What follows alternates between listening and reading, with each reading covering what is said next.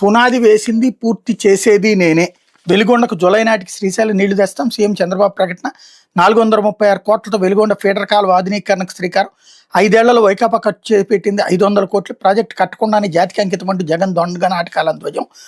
సుమారు 30 ఏళ్ల క్రితం మార్కాపురంలో పర్యటించా. ఇక్కడ ప్రజలు తాగునీటికి ఇబ్బందులు పడుతున్నామని శ్రీశైలం నీళ్లు అందించాలని కోరారు. 1996 మార్చి 5న వెలిగొండ ప్రాజెక్టు శంకుస్థాపన చేసి పనులు ప్రారంభించా. వచ్చే జూలైలో ప్రాజెక్టును పూర్తి చేసి జాతికి అంకితం చేస్తా అని ముఖ్యమంత్రి చంద్రబాబు ప్రకటించారు. పూర్తి కాని ప్రాజెక్టు 2024 మార్చిలో జాతికి అంకితం చేస్తున్నప్పుడు సీఎం జగన్ దొంగ నాటకం ఆడారని ఎద్దేవా చేశారు.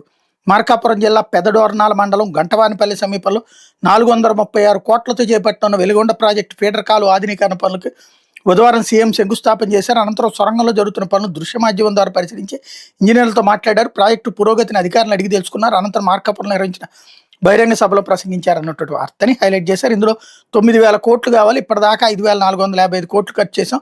వైకాపా 5 ఏళ్ల పాలన 500 కోట్ల పనులే చేసింది.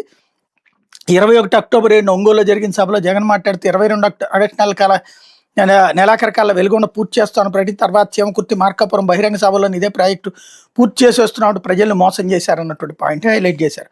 ఇక్కడ విశేషం ఏంటంటే 30 సంవత్సరాలు పట్టిందట ఈయన. 96 అంటే మొట్టమొదటిసారి ఎన్టీఆర్ గారి దగ్గర నుంచి పదవి తీసుకున్నప్పుడు ఇప్పటిదాకా పూర్తి కాలేదు. జగన్ ఆ 2వ దశది పూర్తి చేస్తే 5 ఏళ్ల జగన్ ఏమి చేయలేదు, మోసం చేశాడు అన్నటువంటి చెప్పుకొస్తున్నారు.